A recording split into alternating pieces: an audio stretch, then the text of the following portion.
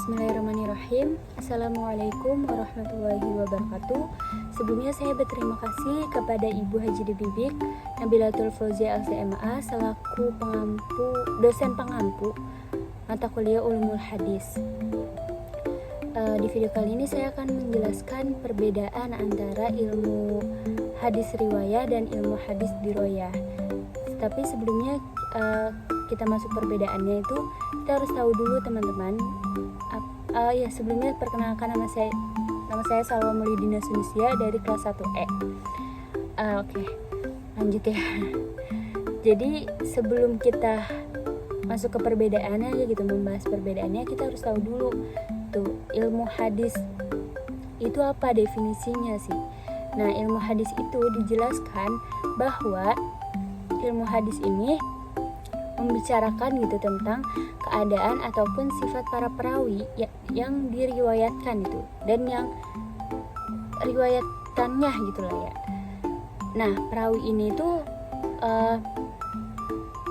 kayak itu ya, misalnya yang kayak orang yang menerima dan menyampaikan perihal isi berita dari Nabi Muhammad gitu. Misalnya perihal berita dari Nabi Muhammad gitu kalau perawinya ini. Nah, orang-orang perawi ini itu disebutkan gitu dalam sanad gitu, dalam sanad di suatu hadis gitu.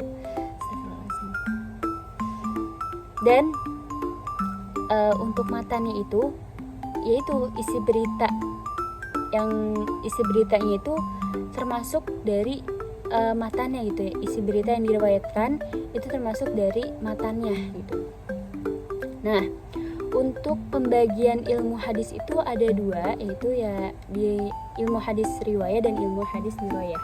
Nah, riwayah sendiri itu hadisnya teman-teman. Tapi kalau misalkan diroyah ini itu ilmu hadisnya. Jadi riwayah hadisnya, ilmu hadisnya itu diroyah gitu. Nah, untuk kita bahas dulu ya. Yang pertama tuh riwayah ya. Kita bahas dulu ilmu riwayahnya gitu. Ilmu hadis riwayahnya itu apa? Nah, ilmu hadis riwayah ini tentang mempelajari gitu tentang segala perkataan Nabi, perbuatan Nabi gitu, persetujuan Nabi dan periwayatannya, batas-batasannya. Terus kayak apa ya? Kayak ini itu kayak ketelitian dari si redaksinya gitu ya. Nah, abis itu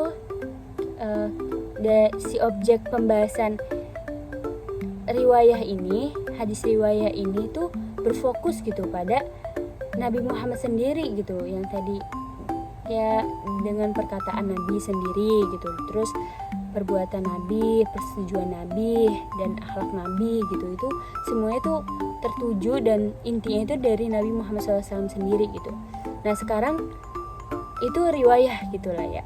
Nah, sekarang tuh kita mau bahas gitu, kita bahas dah yang diroyahnya gitu. Nah, kita harus tahu dulu gitu pengertian dari ilmu diroyahnya. Nah, ilmu diroyah ini itu mempelajari tentang hakikat periwayatan teman-teman. Nah, hakikat periwayatannya ini tuh kayak semacam ini ya, semacam kayak memindahkan berita gitu dan menyandarkan kepada orang yang membawa berita. Nah, itu hakikat periwayatan. Yang ketiga ada syarat-syaratnya. Syarat-syaratnya ini metode gitu perawi, dari metode perawi ketika periwayatan suatu hadis dari seorang perawi ya, dari seorang yang gurunya gitu lah ya. Maksudnya gini, syaratnya itu metode si perawi ketika menerima periwayatan gitu dari seorang gurunya gitu, pokoknya harus guru gitu ya. Nah, yang ketiga ini ada macam-macamnya teman-teman. Macam-macamnya ini kayak periwayatan yang bersambung gitu, apakah yang bersambung, apakah malah yang terputus gitu. Nah, yang keempat ini ada hukum-hukumnya. Nah, hukumnya ini kayak seperti apakah diterima atau ditolak ya. Kayak misalkan contohnya hadisnya itu sanadnya bersambung, terus kayak perawinya bersifat adil, perawinya benar gitu, kayak ibaratnya kayak ya seorang yang benar gitu ya, seorang yang kayak sangat menghormati hadis atau gitu, terus yang nggak berbohong, terus yang pokoknya tuh dia matanya itu nggak ada kecacatan sama sekali, itu bisa dapat diterima gitu. Nah sedangkan gimana kalau misalkan terbalik gitu, misalnya sebaliknya gitu, yang nggak akan diterima, bakal ditolak. Kayak kalau sanadnya nggak bersambung malah berantakan, itu bakal ditolak gitu. Nah itu hukum-hukumnya. Nah yang kelima itu ada keadaan para perawinya teman-teman. Nah keadaan perawinya ini sendiri itu kayak biografi si perawinya ini, kita harus tahu gitu, karena biar biar sahih gitulah ya ibaratkan. Terus yang keenam itu ada macam-macam periwayatannya. Nah macam-macam periwayatannya itu kayak bentuk dari pembukuannya gitu. Nah yang ketujuh itu ada hal-hal yang berkaitan gitu dalam periwayatan gitu ya.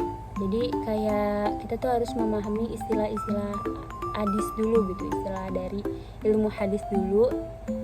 Kayak contohnya itu istilah hadis itu ada hadis sunnah, ada hadis khabar, ada hadis asar, ada hadis mutawatir, ada hadis sahih, ada dhaif, atau yang hadis istilah yang lain gitu ya.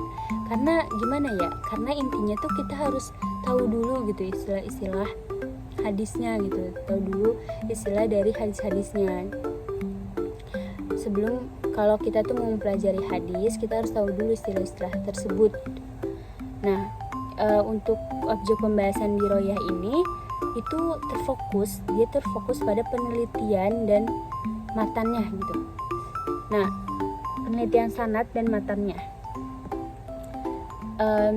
Ilmu terakhir, yaitu yang terakhir yang kita bahas itu ada perbedaan hadis riwayah dan hadis diroyah gitu. Nah hadis riwayah dan diroyah ini kayak kalau kita ibaratkan riwayahnya itu Al-Quran.